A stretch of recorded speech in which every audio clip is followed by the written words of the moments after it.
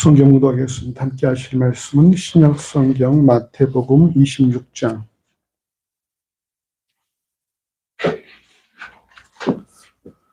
마태복음 26장 36절에서 42절까지의 말씀입니다. 신약 성경 46쪽 전후로 있습니다.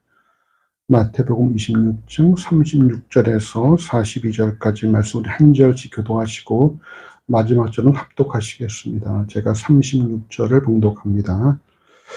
이에 예수께서 제자들과 함께 겟세마네라 하는 곳에 이르러 제자들에게 이르시되 내가 저기 가서 기도할 동안에 너희는 여기 앉아 있으라 하시고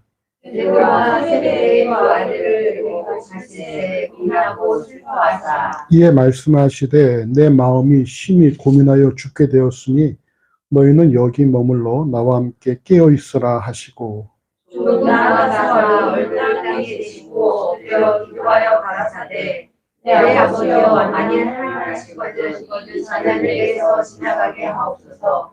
그러나 나의 모든 마음하고 아버지의 원대로 하옵소서 하시고 제자들에게 오사 그 자는 것을 보시고 베드로에게 말씀하시되 너희가 나와 함께 한시 동안도 이렇게 깨어 있을 수 없더냐. 시험에 들지 않게 깨어있어 기도하라. 마음에는 원이로되 육신이 약하다 하시고. 이렇게 합시다. 다시 두 번째 나아가 기도하여 가라사대 내 아버지여 만일 내가 마시지 않고는 이 잔이 내게서 지나갈 수 없거든 아버지의 원대로 되기를 원하나이다 하시고. 아멘. 오늘 본문은 마가복음 14장 32절 이하와 누가복음 22장 39절 이하 등 공관복음에서도 동일한 사건이 기록되어 있으므로 오늘 본문을 중심으로 마가와 누가의 복음서도 함께 살펴보고자 합니다. 오늘 본문을 이해하기 앞서서 먼저 당시 상황을 주목할 필요가 있습니다. 지난 주일에 나눈 바와 같이 제자들과 함께 유월절 최후의 만찬을 행하신 예수께서는 제자들에게 먼저 너희 중 한 명이 나를 팔 것이다. 그리고 두 번째로 너희 모두가 다 나로 인해 실족해서 흩어질 것이다. 그리고 마지막으로 모두가 수제자라고 공인하는 시몬은 예수를 3회에 부인할 것이다 라는 말씀을 하셨다는 것입니다. 물론 이 같은 말씀 이후에 마태복음 26장 35절과 마가복음 14장 31절에는 주와 함께 죽을지언정 주를 부인하지 않겠다라는 시몬의 결단과 또 이에 동조하는 제자들의 그런 모습이 담겨 있지만 그럼 이런 말씀을 들은 제자들의 분위기가 어떻게 되었을까? 어떨까? 경원아. 사기가 떨어져 있고 상당히 좀 분위기가 무거워졌겠죠? 어떻게 생각하십니까? 우리 이성호 교수께서는 이런 말을 들었다. 너희 중에 나를 한 명이 나를 팔 것이고 너희가 다 나로 인해서 실족하고 나로 인해 좌절하고 다 흩어질 것이다. 그리고 너 시몬 너는 나를 3번 부인할 것이야. 이런 말씀 들으면 어떻겠어요? 기분들이 그 모인 제자들의 분위기가 긴장되고 예. 아주 상당히 분위기가 아주 엄숙해지고 무거워졌을 것이라고 예상할 수가 있죠.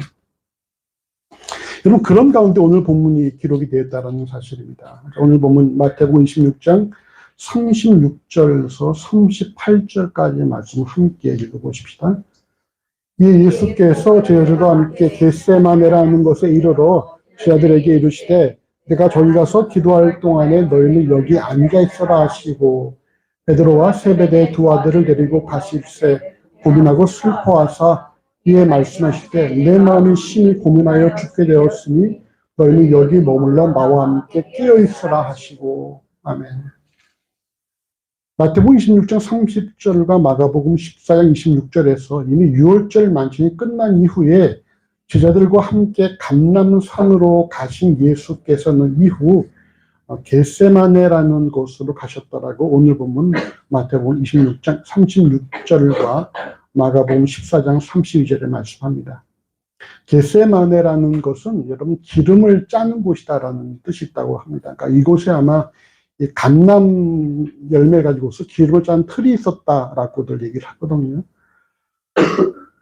누가복음 22장 39절은 예수께서 나가서 습관을 쫓아 감람산에 가시매 제자들도 쫓았더니라는 말씀을 통해서 겟세마네가 감람산이라는 그 산의 한 중간 정도 되는 그런 언덕이라는 사실을 알 수가 있고요. 또 누가복음 21장 37절의 말씀을 보시면 예수께서 낮이면 성전에서 가르치시고 밤이면 나가 감람원이라 하는 산에서 쉬시니라는 말씀을 통해 볼 때에 예수께서 습관적으로 이곳을 찾아서 기도하시고 쉬셨다는 사실을 알 수가 있습니다. 그러니까 바로 이 감람산이 예수의 어떤 그런 그 쉼터, 기도하는 곳, 쉬는 곳이었다는 것이죠. 예수께서는 종종 예루살렘에 오시면은 베다니에서 머무셨는데, 그 나사로의 집에서 머무셨는데, 6월절 기간에는 모든 유대인들이 다 예루살렘 경내에 있어야 했기 때문에, 예루살렘 밖에 있는 베다니로 안 가시고 감람산에 거하셨다라는 사실입니다. 겟세마네에 이르신 예수께서는 오늘 본문 마태복음 26장 36절과 마가복음 14장 32절에서 제자들에게 내가 저기 가서 기도할 동안에 여기 앉아 있으라라고 말씀하셨습니다. 예수께서 십자가를 통한 구속사건을 앞두고 기도하셨다는 사실은 성자 하나님께서도 주어진 역할을 위해서 기도하신다라는 그런 관점에서 볼 때에 이 기도의 중요성을 우리에게 말씀하는 것이죠. 예수께서도 그런 사역을 앞두고 기도하셨다라는 것입니다. 하나님이신 성자 하나님이신 예수께서도 기도하셨다라는 것이죠. 이것은 죄악으로 점철된 인간들이 자신들에게 주어진 어떤 삶과 역할을 위해서 기도에 힘써야 한다는 사실을 보여주는 모습이라고 할 수가 있습니다. 이어지는 오늘 본문 마태복음 26장 37절과 마가복음 14장 32절은 예수께서 함께한 제자들 가운데 다시 3명, 마태는 베드로와 세베대의 두 아들이라고 기록하지만 마가는 베드로와 야고보와 요한이라고 기록을 하고 있습니다. 그들 3명만 데리고 가시는데, 자, 그때 심정을 뭐라고 말씀합니까? 오늘 본문에 보시면은 고민하고 슬퍼하사 이렇게 말씀하고 있어요. 마가복음 14장 33절은 심히 놀라시며 슬퍼하사 이렇게 기록하고 있습니다. 그리고 실제로 오늘 본문 마태복음 26장 38절과 마가복음 14장 34절은 예수께서 자신의 심정을 3명의 제자들에게 표현하시는데 마태와 마가가 공통적으로 예수께서 뭐라 말씀하십니까? 내 마음이 심히 고민하여 죽게 되었다. 이렇게 말씀하고 있다는 것입니다. 성자 하나님이신 예수께서 인간인 제자들에게 지금 자신의 심정이 심히 고민하여 죽을 지경이다라고 고백을 하고 있다는 것입니다. 죽은 죄를 살려내고 각종 병들린 이들을 치유하며 오병이어로 5,000명을 먹이시고 말씀만으로 바람과 파도를 잔잔케 하신 예수께서 제자들에게 심히 고민하여 죽을 지경이라고 고백하신다는 사실을 어떻게 받아들일 수 있겠습니까? 예수께서 이처럼 자신의 힘든 심정, 내가 진짜 죽을 지경이다라고 말씀하신 부분은 여기서 유일합니다. 이 본문이. 과연 이처럼 성자 하나님의 심정을 죽을 지경에까지 처하게 하는 그 아픔, 고난은 과연 무엇일까? 요한복음 2장 23절 이하에서 예수께서는 행하시는 표적을 보고 예수의 이름을 믿는 이들이 많았지만 예수께서는 그 몸을 저에게 의탁하지 아니하셨으니 이는 친히 모든 사람을 아심이요 또 친히 사람의 속에 있는 것을 아심으로 사람에게는 아무런 증거도 받으실 필요가 없었다는 예수의 모습이 기록되어 있습니다. 그러니까 사람의 속이 무엇인지 아시고 있다는 거예요. 그러니까 사람들이 예수의 표적을 보고서 예수를 믿으려고 해도 예수께서 뭐라고 무엇입니까? 그들에게 자기의 몸을 의탁하지 아니하셨다는 것이거든요. 이들이 곧 누구예요? 앞으로 나를 팔라고, 앞으로 나를 십자가에 못 박으라고 말할 사람들이라는 사실을 아시기 때문에 이들이 지금은 내 앞에서 내 표적을 보고서 나를 반기고 좋아하겠지만 잠시 후면은 다시 나를 못 박으라고 소리칠 사람들을 아시기 때문에 예수께서 그들의 자기의 몸을 의탁하지 아니하시다고 말씀하고 있거든요. 이런 예수께서 몇 시간 후면 자신으로 인해 실족하고 또한 자신을 3번씩 부인할 이 제자들에게 이처럼 자신의 심정을 토로하시는 이유를 오늘 본 마태복음 26장 38절과 마가복음 14장 34절의 말씀을 이렇게 말씀합니다. 뭐라고 합니까? 나와 함께 깨어있으라 라는 요청이라는 거예요. 나와 함께 깨어있으라. 왜 예수께서 그들에게 내가 심히 죽을 지경이다라고 말씀하셨겠습니까? 나와 함께 깨어있으라는 거예요. 앞서 있는 제자들에게는 여기 앉아있으라 하셨지만은 그래도 비교적 자기를 잘 따랐던 3명의 제자들 베드로와 야고보와 요한에게는 여기서 나와 함께 깨어있으라라고 말씀하셨다는 것입니다. 이는 단순히 잠에서 깨어있으라는 말씀만이 아니라 물론 이후 마태복음 26장 41절과 마가복음 14장 38절의 말씀처럼 이후 제자들에게 닥칠 시험에 들지 않게 깨어있으라는 의미도 담고 있지만 심히 슬프고 죽을 지경에 놓였다는 자신의 심정을 고백하시면서 나와 함께 깨어있으라 하는 예수의 요청은 이후에 예수로 인해 실족하고 부인할 제자들이라 할지라도 자신의 이 슬픈 심정에 동참해 주길 바라는 모습이다라고 할 수가 있습니다. 여러분, 또 진짜 죽을 지경에 놓인 적이 있습니까? 야, 이러다 내가 죽겠구나. 너무 힘들다. 내가 너무 힘들어서 진짜 죽을 지경이다. 이런 적이 여러분 있어요? 이런 적이 있나? 저기 정우? 없어? 주변이 있나? 없어? 이사 온 게 있습니까? 없어요? 그동안 잘 사셨네. 오랜 세월을. 경험이 없어? 내가 진짜 너무 힘들어서 죽을 지경이다. 너무 힘들어. 이런 적. 죽을 지경까지는 아니고 힘든 정도. 자, 김현 지사님. 너무 힘들어서 내가 죽을 지경이다. 죽은 것까지는 아니고 그냥 너무 힘들어. 코로나를 했을 때는 죽을 것 같더라고요. 코로나로 인해서.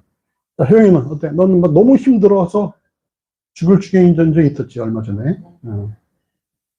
근데 이게 이럴 때도 말이죠. 저도 제 삶 가운데에 너무 힘든 적이 있었겠죠. 근데 너무 힘들어 하더라도 부부지간이라 할지라도 그거를 말하는 게 쉽지가 않습니다. 아내에게 나 너무 힘들어 죽을 지경이야 이렇게 말한 적이 내가 한 번도 없지요? 없지요. 죽을 것만 같아도 이러다 죽겠구나. 그래도 아내한테 나 죽을 지경 이렇게 말한 적은 없어요. 왜? 부담가질 수 있으니까. 나만 죽으면 되지 뭘 그걸 얘기를 할까. 근데 예수께서는 말이죠. 이거를 말씀하셨다는 거예요. 내가 너무 힘들어 죽을 지경이다. 더더군다나 그들은 누굽니까?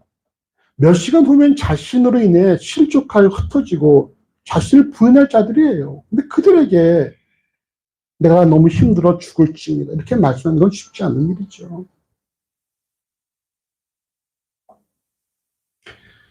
제자들의 속사정을 훤히 아신 예수께서 제자들로부터 무슨 위로를 원하셨겠냐마는 그런데도 불구하고 예수께서는 제자들에게 나와 함께 깨어있으라 라고 요구하신다는 것입니다. 우리는 이 사실을 통해서 우리가 비록 연약한 자들이지만 자신의 속사정을 털어놓을 수 있는 이런 공동체가 있다는 사실에 우리가 감사해야 한다는 거예요. 제가 이렇게 말씀을 주면서 보니까 그래도 비교적 내가 내 어떤 그런 일들을 좀 이렇게 얘기할 수 있는 곳이 어딘가라고 보니까 우리 청년들 모임에서 격주가 모일 때 그때 좀 그래도 얘기하지 않는가 싶어요. 우리에게 이런 공동체에 있다는 사실, 내가 내 어떤 약점과 내 어떤 그런 힘들어하는 것들을 가감하지 않고 다 드러낼 수 있는 공동체가 있다는 것은 이것은 좀 감사한 일이라는 거예요. 우리가 뭐 그렇다고 무슨 여러분에게 말한다고 해서 무슨 위로를 바라겠습니까? 하지만 내가 말을 하고 누군가 내 말에 대해서 귀담아 듣고 있다는 것 사실만으로도 위로가 된다는 것이죠. 여러분, 공동체가 있다는 사실에 여러분 감사하십시오. 우리가 비록 세상에서는 여러 가지로 오해도 받을 수 있고 또 어떤 속을 수도 있고 남들에게 이용당할 수도 있겠지만 우리가 그런 모든 우리의 아픈 그런 심령을 갖고 와서 우리가 토해낼 수 있는 공동체가 있다는 것이 여러분 우리 감사한 일이에요. 그래서 여러분 이런 공동체가 교회만이 아니라 가정이 이런 공동체가 되어야 되는 것이고요. 누구도 가정에 와서는 다 얘기할 수 있어야 되겠죠. 또 가정에서 얘기할 때는 서로 귀담아 들어야 될 것이고 또 우리 교회 공동체 내에서도 그렇게 서로 얘기하고 귀담아 듣는 그런 분위기들이 만들어져야 한다는 것입니다. 그 다음 말씀 보십시다. 마태복음 26장 39절에서 41절까지 말씀 함께 우리 또 합독하시겠습니다. 조금 나아가서 얼굴을 땅에 대시고 엎드려 기도하고 가라사대 내게서 지나가게 하옵소서. 그러나 나의 원대로 마옵시고 아버지의 원대로 하옵소서 하시고 제자들에게 오사 그 자는 것을 보시고 베드로에게 말씀하시되 너희가 나와 함께 한 시에 동안도 이렇게 깨어있을 수 없다냐. 시험에 들지 않게 깨어있어 기도하라. 마음에는 원이로되 육신이 약하도다 하시고. 아멘. 이 오늘 보면 마태복음 26장 39절은 예수께서 조금 나아가서 얼굴을 땅에 대시고 엎드려 기도하여라고, 또 마가복음 14장 3절은 될 수 있는 대로 이때가 자기에게 지나가기를 구하여라고 말씀합니다.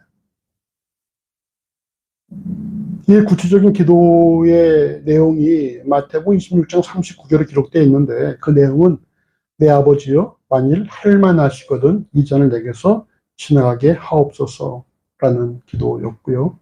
마가복음 14장 36절은 아바 아버지여 아버지께는 모든 것이 가능하오니 이 잔을 내게서 옮기시옵소서라는 것이었습니다.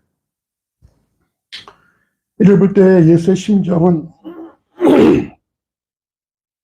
앞서 고민하며 죽을 지경에 놓였다라 고백하는 것처럼 구속의 십자가를 담당하는 역할을 원치 않으셨음을 알 수가 있습니다. 이때가 자기에게 의해서 지나가기를 구하셨다라든지 할만하시거든 어떤 모든 것이 가능하오니라는 표현 등은 십자가의 구속에 대한 예수의 어떤 그런 부정적인 심정을 잘 보여주고 있습니다. 더 나아가서 여러분 이 마가복음 10장 36절에서 아바 아버지라는 거, 아바라는 것은 아빠라는 표현이잖아요. 아빠. 예수께서 하나님을 아빠라고 부르면서 이렇게 친밀감을 드러냈다라는 것 점에서 더 어떤 이런 십자가를 지는 것을 원치 않으셨다는 사실을 우리가 엿볼 수가 있습니다. 그러나 이어지는 기도는 무엇입니까? 그러나 나의 원대로 마옵시고 아버지 원대로 하옵소서. 이 기도는 공생애 동안 예수께서 강조하신 내용을 몸소 실천하신 것이라 할 수가 있습니다. 예수께서 제자들에게 가르치신 기도문에는 어떤 말씀이 있죠?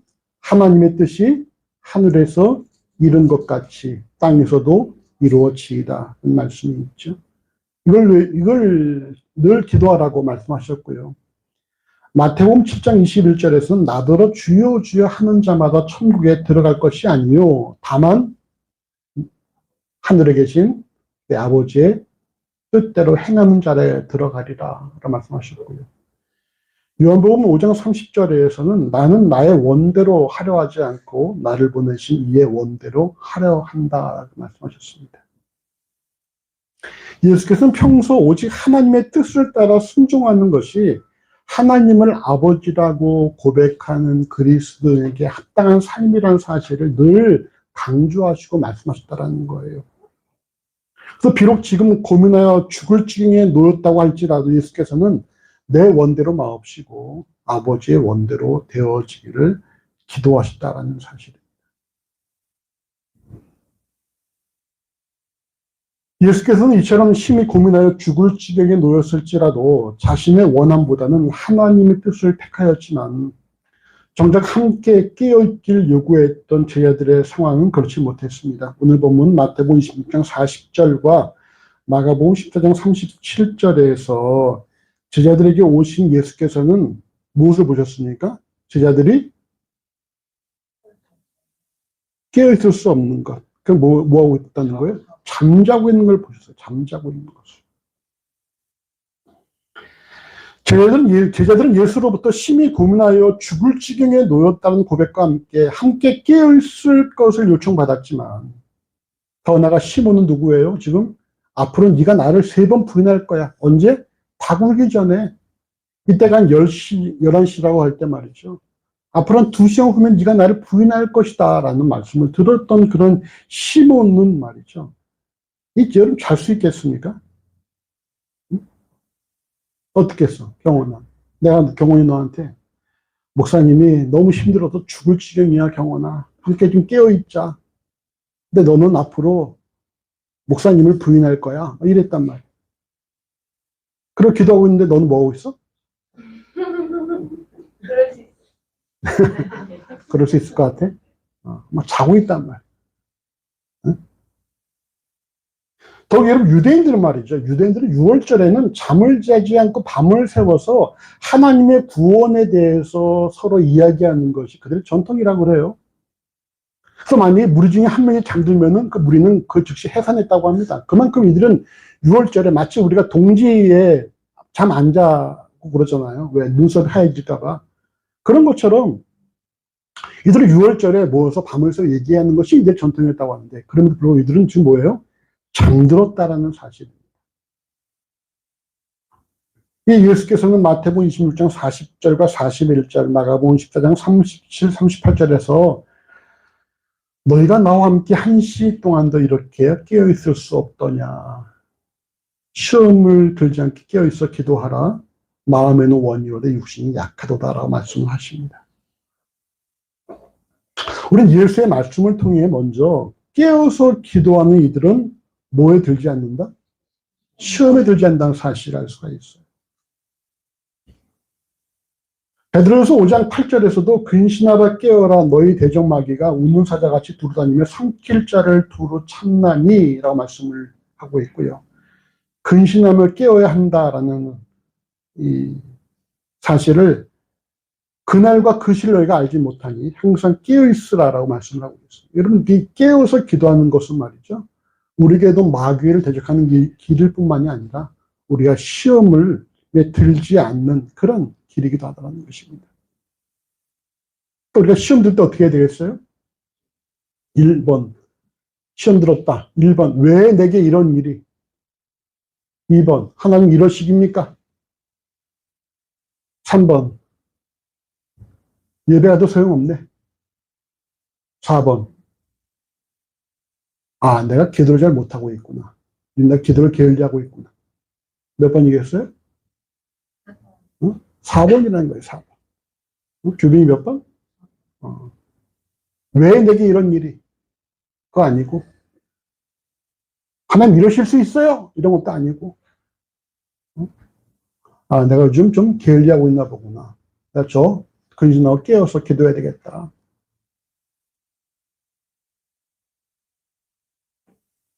여러분, 마음이 뭔가 혼란하고, 왜 일이 이렇게 돼가고 있지? 뭔가 마음에 들지 않을 때에, 우리 할 수 있는 것이 무엇입니까? 묵상하고 기도하는 거예요. 말씀을 묵상하고, 하나님 앞에 나아가고, 하나님 앞에서 이 상황들을 잘 정리하고, 주의 뜻을 발견하면은, 그건 아무 문제가 되지 않죠. 근데 그 문제 속에 들어가 버리면은, 그럼 이제 혼란스러워지는 것이죠. 왜 내게 이런 일이 일어나고 고백할 수밖에 없는 것이고. 늘 깨어서 기도하시기 바랍니다. 우리 서로에게 축복합시다. 늘 깨어서 기도합시다. 늘 깨어서 기도하시기 바랍니다. 깨어서 기도하십시오.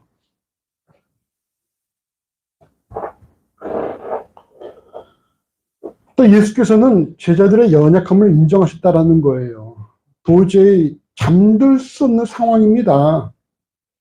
상황도 그렇고 유대인들의 어떤 그런 문화도 그렇고 도저히 잠들 수 없는 그런 상황임에도 불구하고 깨어서 기도하지 못하고 잠든 제자들을 보신 예수께서는 뭐라 말씀하셨습니까? 마음에는 원이로되 육신이 약하다라 말씀하셨다는 거예요. 우리말에 이런 말이 있죠. 정신을 차리면 못할 것이었다. 이게 무슨 말입니까?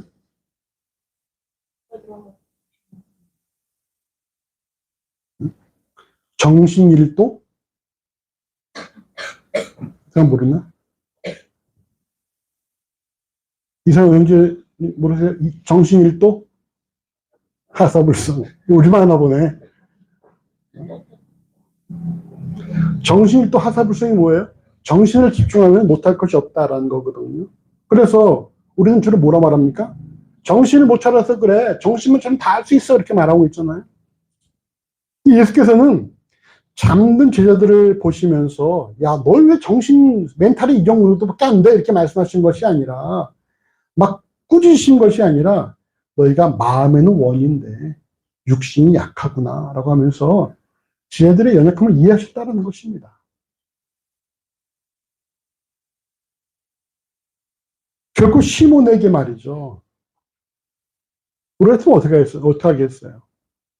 누가 말이죠? 나를 위해서 목숨까지는 내놓을 각오가 되어 있습니다. 라고 얘기했는데, 내가 그에게, 야, 내가 지금 죽을 지경에 놓였어. 그러니까 깨어있자. 라고 했어요. 그거 잠든 거야. 그 뭐라 그러겠어? 가가지고. 에휴. 그 다음.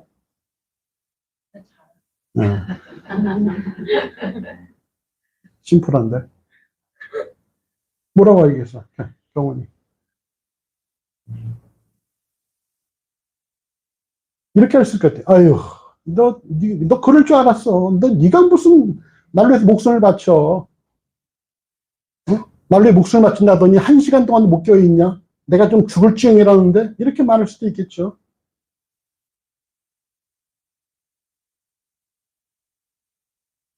근데 예수께서 뭐라고 말씀하셨어요? 야, 너희가 마음은 원인데 육신이 약하구나. 라고 그렇게 이해하셨다라는 거예요. 연약한 육신을 지닌 제자들의 심정을 이해하셨다라는 것입니다. 참 이런 거 보면 예수께서 참 멋있는 것 같아.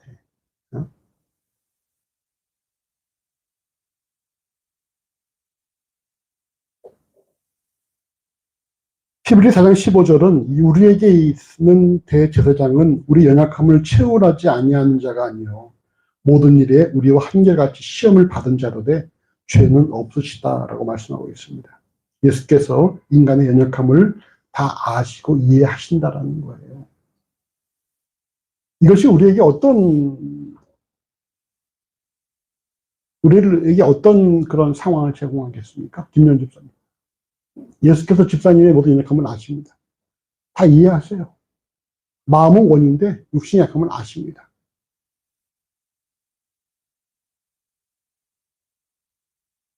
그런 사실을 우리에게 주는 메시지는 뭐겠어요? 이해하시는 거죠. 우리 연약한 거. 그러니까. 우리가 때때로 말이죠. 뭔가를 하려고 하다가 못한 경우들이 많이 있잖아요. 뭐 작심삼일이란 말도 있고, 주를 위해서 결단했다가 못한 경우들도 있고 말이죠. 근데 우리를 다 이해하신다라는 거예요. 그래서 저는 간혹 기도할 때 그런 기도를 할 때가 있어요. 하나님, 내가 비록 하나님 보시기에, 내가 보기에 참 내가 부족하지만, 그러나 내 심령 어느 한 구석에는 아주 작더라도, 진짜 겨자씨만큼이라도, 오직 하나님만을 전심으로 바라고 있다는 사실을 주께서 아시지 않습니까? 이런 기도를 할 때 간혹 있거든요. 그러니까 제가 너무나 내 스스로가 내가 마음에 들지 않을 때에, 하나님, 내가 보기에도 내가 형편없지만, 하지만 내 이 심령 어느 한 구석인가 하나님만을 강제를 바라는 마음이 있다는 사실을 주께서 아시지 않습니까? 이렇게 기도할 때가 있거든요. 그건 제 진심이죠. 비록 내 삶은 날 배반할지라도 하나님께서 우리의 약함을 아신다라는 것입니다. 네가 마음은 원인데 육신의 약함을 내가 알고 있다라고 말씀하고 있다는 거예요. 그러니까 우리가 우리 스스로를 용서하지 못할 일은 없을 것 같아요. 우리가 용서하신 하나님 앞에서 자기의 이런 모습들이 마음에 들지 않고 이런 것들이 기분 나쁘고 이래서 싫고 뭐 이런 것들이 있을 수 있는데 하나님이 나를 사랑하시고 나를 다 아신다라는 사실이 우리에게 얼마나 큰 위로와 어떤 자유를 제공하는지, 저는 우리의 약함을 아시고 이해하시는 그 예수의 사랑 안에서 이런 평안하시기를 소원합니다. 그 다음 말씀 보십시다. 26장 42절 같이 읽어보시죠. 다시 두 번째 나아가 기도해 가라사대 내 아버지여 만일 내가 마시지 않고는 이 잔이 내게서 지나갈 수 없거든 아버지의 원대로 되기를 원하나이다 하시고. 아멘. 예수의 요청에도 불구하고 잠든 제자들을 향해 마음은 원이로되 육신이 약하다고 하신 예수께서는 이후 다시 나가 두 번째 기도를 하시는데, 오늘 보면 마태복음 26장 42절에 내 아버지여 만일 내가 마시지 않고는 이 잔이 내게서 지나갈 수 없거든 아버지의 원대로 되기를 원하나이다 라고 기도하셨다고 말씀하고 있습니다. 앞선 기도의 차이점이 뭡니까? 앞선 기도에서는 할만하시거든 이 잔을 내게서 지나가게 하시옵소서, 또는 아버지께는 모든 것이 가능하고 이 잔을 내게서 옮기소서라는 예수의 바램을, 그 바램이 사라졌다라는 거예요. 이는 결국 오늘 보면 마태복음 26장 42절의 말씀처럼 내가 마시지 않고는 이 잔이 내게서 지나갈 수 없다는 사실을 인정하셨다라는 것이죠. 이는 이후 마태복음 26장 44절에서도 세 번째 동일한 말씀으로 기도하신 후라는 말씀 통해 볼 때에 자신의 원함이 아닌 전적인 하나님의 뜻에 순종하기로 하셨음을 알 수가 있습니다. 그렇다면 여러분, 첫 번째 기도와 이후 두 번째 기도 내용이 바뀐 이유가 무엇일까요? 첫 번째 기도와 두 번째 기도 사이에 어떤 사건이 존재했습니까? 정호, 어떤 사건이 존재했습니까?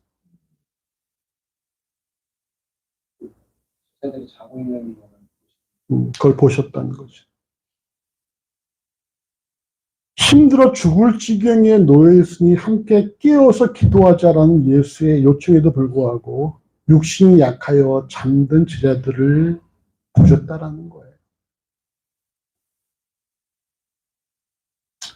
두 번째 기도하신 이후에 다시 찾으신 제자들의 모습을 여러분 마태복음 26장 43절 이렇게 말씀합니다. 같이 읽어보실까요? 43절. 다시 오사 보신즉 저희가 자니 이는 저희 눈이 피곤함이니라. 아멘. 그렇게 예수로부터 말씀을 듣고 야 너희가 마음은 원이 육신이 약하구나 이렇게 말씀하시고 가서 기도하고 오셨는데 또 뭐예요? 여전히 자고 있다라는 거예요. 눈이 피곤함이니라. 눈이 완전히 피곤해 그냥 가득해서 자고 있다라는 것이죠. 이런 것이 무엇을 의미하겠습니까? 그럼 여러분 이런 모습을 보신 예수께서 어떻게 됐어요? 기도 내용이 바뀌었다는 것입니다. 처음에 뭐였어요? 야 내가 심히 죽을 지경에 놓여서 함께 깨어서 기도하자 라고 하셨는데, 그럼 나가서 뭐라고 기도하셨습니까? 아버지 할만하시거든 아버지께 모든 것이 가능하시는 이전에게서 옮겨주시옵소서. 그러나 내 원대로 마옵시고 아버지 원대로 하옵소서 기도하셨는데, 그러다 와서 보니까 함께 깨어있자라고 요청했던 제자들은 다 잠들고 있다는 거예요. 그 모습을 보시고 다시 나가서 기도하실 때는 그냥 이 잔을 내가 마시지 않고는 피할 수 없다면 내가 마시게 하시옵소서를 기도할 때 했다는 것입니다. 무엇을 우리 바뀌게 된 그런 그 배경이 무엇입니까? 예수의 심정의 변화가 어떻게 만들어진 걸까요? 규빈아 어떻게 만들어졌겠어? 인간의 연약함을 이해하고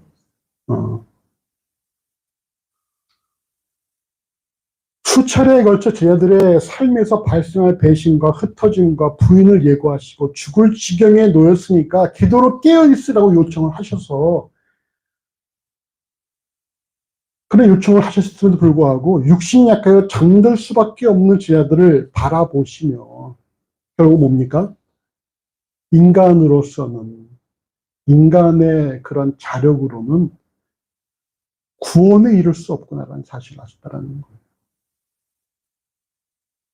너희는 이 상황이 결코 잠들 상황이 아닌데 결국 너희가 육신이 약하여 잠들고 있구나. 결국 너희가 할 수 있는 것이 이게 아니구나. 결국 뭡니까? 내가 하나님의 뜻대로 십자가의 구속을 감당한 것만이 인간을 구원할 유일한 길이라는 사실을 인정하신 거라는 거예요. 우리에게도 마찬가지죠. 도저히 이 땅에 인간이 자기의 힘으로 구원을 이룰 수 있는 방법은 없다는 것입니다. 오직 그리스도의 십자가, 구속의 십자가 외에는 우리가 구원받을 수 있는 길이 없다는 거예요. 왜? 우리는 마음은 원이라도 뭐예요? 육신이 약하기 때문에. 우리 중 그 누구도 자기가 하고자 하는 대로 할 수 있는 존재가 없기 때문에.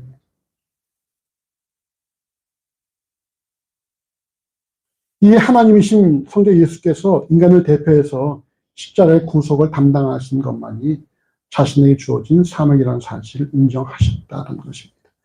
바로 이것이 하나님께서 하나님으로서의 위치를 내려놓고 참 인간으로서 십자가의 구속을 감당하는 바로 이것이 예수께서 원치 않았던, 마시기를 거부했던 잔의 내용이라는 거예요. 여러분, 한때 예수의 고난에 대해서 육체적인 고통을 노했던 그런 시절들이 있죠. 그래서 무슨 금식을 한다든지 또는 스스로 고행을 한다든지 이러면서 예수의 고난에 동참하자 이런 어떤 그런 것들도 있었는데, 마치 여러분 우리가 회교의 절기 중에 라마단 있잖아요. 라마단이 뭡니까? 그 시간이 언제부터 언제까지예요? 해가 질 때까지잖아요. 해가 질 때까지. 해가 질 때까지는 안 먹다가 그 다음에 어떻게 합니까? 밤새 먹죠. 밤새 먹고 또 해 뜨면 또 안 먹고. 마치 그런 것 같다라는 거예요. 제가 신대원에 있을 때에 신대원에 막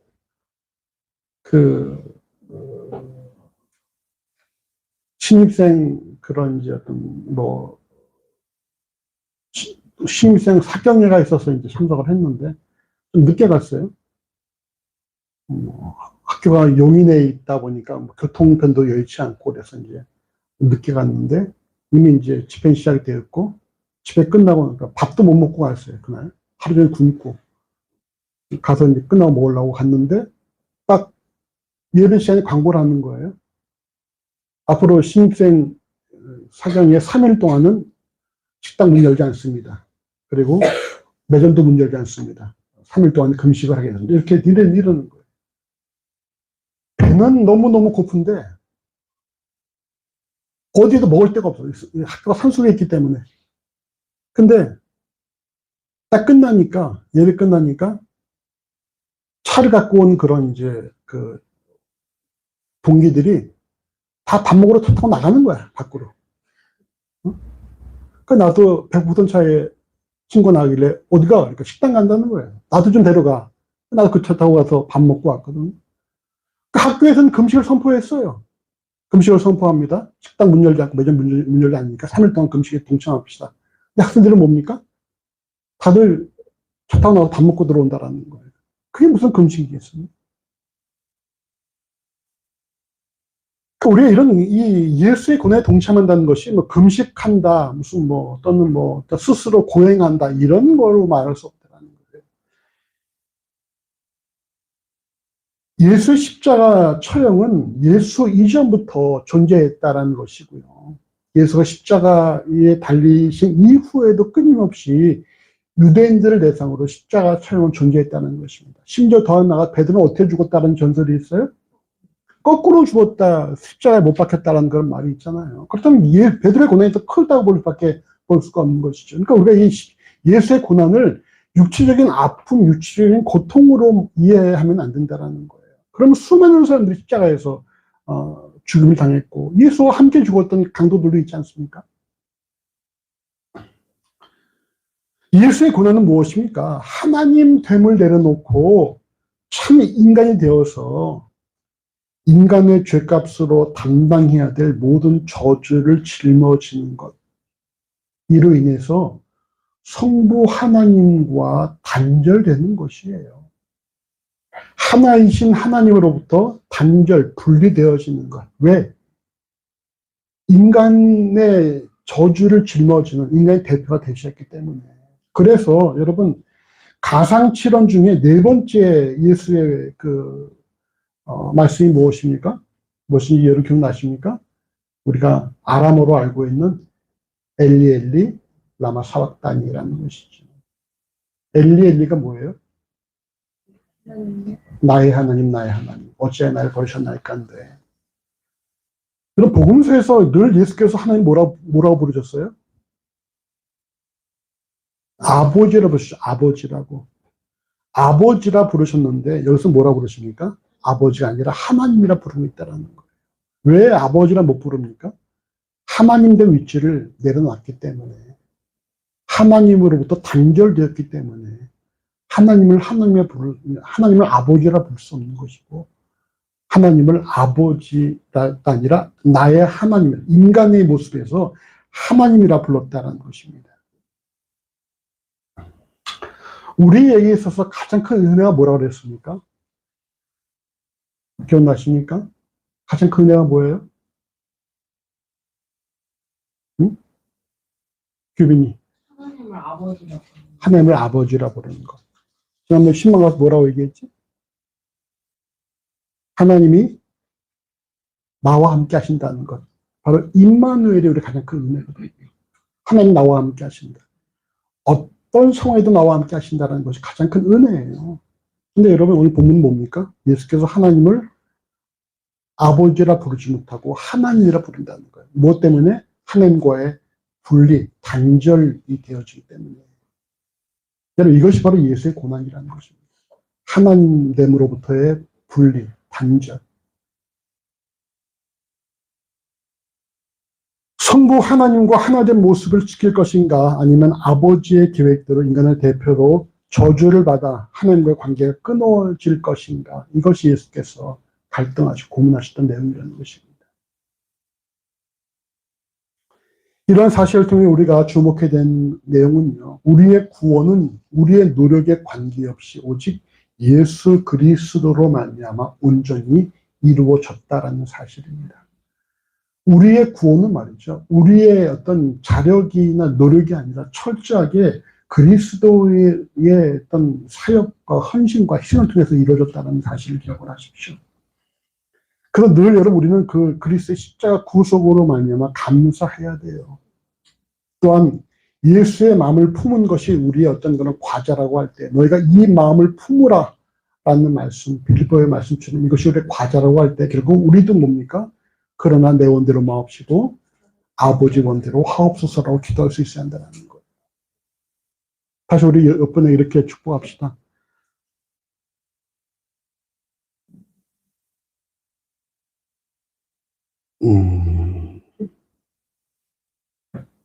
당신의 삶이 하나님 뜻대로 되기를 원합니다. 당신의 삶이 하나님 뜻대로 되기를 원합니다. 우리도 이렇게 기도할 수 있다는 거예요. 그러나 내 원대로 마옵시고 아버지 원대로 하옵소서 기도할 수 있다는 것입니다. 우리가 여러분, 이제 이번 주간이 고난 주간인데, 고난 주간을 통해서 내 원대로 마옵시고 아버지 원대로 하옵소서. 내가 아버지의 뜻대로 내 뜻을 버리고 순종할 수 있는 길이 무엇인가 여러분 더 깊이 고민해 보십시오. 내 것을 채우는 것이 아니라, 내 것을 따르는 것이 아니라 아버지의 뜻이 무엇일까 여러분 더 고민하고, 그것 때문에 여러분 좀 더 피 흘리기까지 싸워보는 그런 삶이 되시길 바라고, 또 우리 성찬을 통해서 다시 한번 우리의 삶이 예수께서 나와 함께 하신다는 사실을 깊이 묵상을 하시고 고난주간을 그렇게 지내시기를 바랍니다. 오늘 말씀을 정리합니다. 먼저 우리가 생각할 것은, 우리에게 여러분 마음을 나눌 수 있는 공동체 있으면 감사하십시오. 여러분, 우리 세상에서 좀 오해받고 세상으로부터 소개를 당하기도 하고 세상으로부터 우리가 좀 힘든 상황이 발생한다 할지라도 우리가 우리의 심정을 다 가감없이 숨김없이 털어놓을 수 있는 공동체에 있다는 사실은 감사한 일이에요. 또 이들이 누구예요? 나를 위해서 기도할 사람들이고, 내가 내 어떤 그런 수치스러운 걸 얘기해도 그것 때문에 나를 걸고 비웃거나 내 약점을 잡을 사람이 아니라는 사실을 알고 있지 않습니까? 그런 사람이 내 주변에 있다는 것이 여러분 감사한 일입니다. 여러분 늘 여러분 그 감사하시고 그런 공동체 되도록 그런 가정이 되도록 더 기도를 하시기를 바랍니다. 두 번째, 예수께서는 인간의 약함을 아신다라는 거예요. 우리 약함을 예수는 다 알고 계십니다. 너희가 육신은 원인인데 마음은 원인인데 육신이 약하구나라고 말씀하시면서 우리의 약함을 다 아신다라는 것입니다. 여러분 우리를 아시고 이해하시는 예수의 그 사랑 안에서 여러분 평안한 삶을 사시기 바랍니다. 너무 힘들어하지 마시고 너무 스스로에 실망하지 마시고 너무 스스로를 여러분 이렇게 막 재촉하고 막 그렇게 힘들게 만들지 마시고 하나님 다 아십니다. 우리의 심정을. 그 안에 평안한 삶을 사시길 바라고요. 마지막으로 예수의 고난은 인간의 죄값으로 하나 되신 하나님과 단절되는 것이었다는 사실입니다. 우리에게는 더 이상 여러분 하나님과의 단절이 없습니다. 우리는 영원한 보혜사가 우리와 함께 하시기 때문에 우리는 더 이상 하나님과 단절됨이 없어요. 그걸 주께서 우리 대신 짊어지시고 감당하셨다는 사실입니다. 늘 우리와 함께 하신 하나님께 감사하시고 우리 역시 이 고난중앙을 맞이해서 예수 하나 된 우리의 삶으로서 내 뜻이 아니라 내 원대로 사는 것이 아니라 내 원대로 살기를 고집하는 것이 아니라 오직 내가 하는 뜻대로 살기를 원한다고 고백할 수 있는 우리의 삶이 되시기를 주의 이름으로 소원합니다. 제가 한번 기도하시고 우리 성찬을 나누겠습니다. 제가 기도하겠습니다. 주여 내가 사랑하심을 감사합니다. 우리의 시간 또 말씀을 통해서 우리가 예수와 하나 되게 하심을 다시 재확인케 하심을 감사합니다. 우리가 우리의 심정을 아시는 주님의 마음을 기억하게 하시고 우리 그 사랑에서 평안한 삶을 살게 하시며 우리 공동체가 참으로 더 하나님 보시기에 아름다운 모습을 지녀갈 수 있도록 인도하여 주시옵소서. 또 우리가 더욱더 이 땅을 살아가면서 우리의 모든 것을 짊어지신 예수를 기억하며 우리 역시 내 원대로 사는 삶이 아니라 아버지의 뜻을 따라 살아가는 삶이 되어지기를 하나님 간절히 소원합니다. 우리의 모든 삶을 주의 손에 의탁합니다. 감사하며 예수의 이름으로 기도합니다. 아멘.